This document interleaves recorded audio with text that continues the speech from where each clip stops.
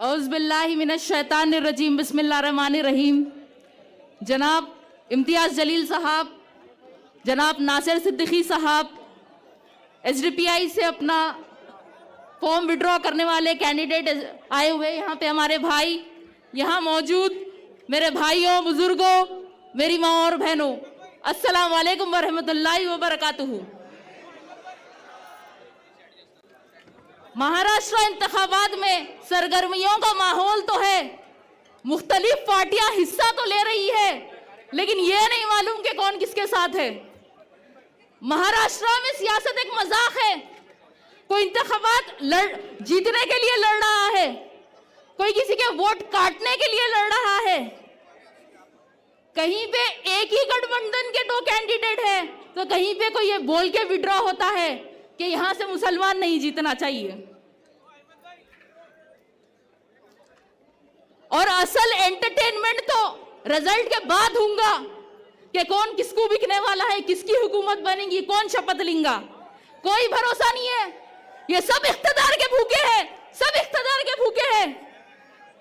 और दूसरा इनका मकसद ये है कि यहां से कोई मुसलमान लीडर ना बने, यहां मुसलमानों की लीडरशिप आगे ना बढ़े। और मजलिस इत्तेहादुल मुस्लिमीन का मकसद कोई जाती इख्तिदार नहीं है। अगर ये होता तो वैसे तो हैदराबाद में हमारे पास बहुत इख्तियार है, वहां हमारी बहुत ताकत है। हमारे सदर को अल्लाह ताला ने दौलत, शोहरत, इज्जत, क़यादत हर चीज से नवाजा है, लेकिन वो मुल्क के कोने कोने में अगर जाते हैं तो इसीलिए जाते हैं। और अगर मजलिस मुल्क के मुख्तलिफ रियासतों में काम कर रही है तो इसीलिए कर रही है ताकि मुल्क के गरीब, मजलूम, दलित और मुसलमानों को उनका हुकूक मिले, मुल्क भर के मुसलमानों में एक इत्तेहाद पैदा हो।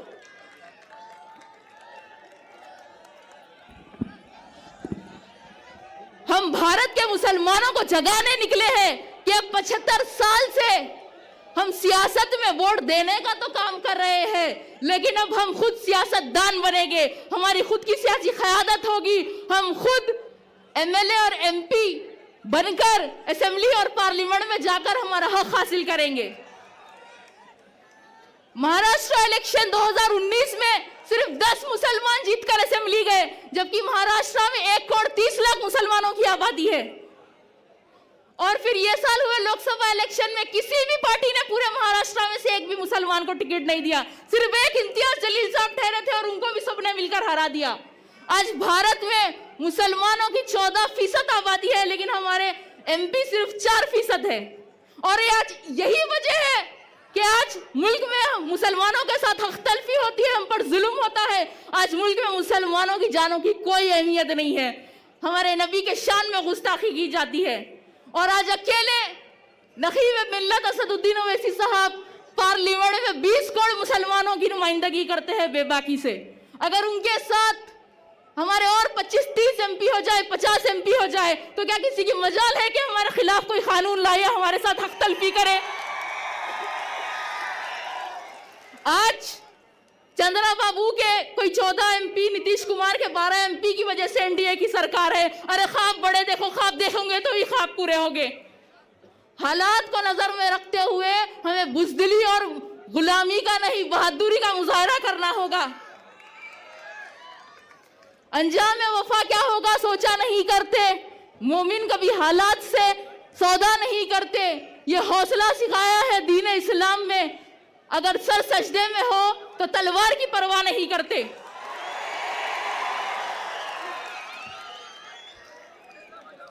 आप लोग तो वो शहर औरंगाबाद से हो जहां हमने हुकूमत की थी।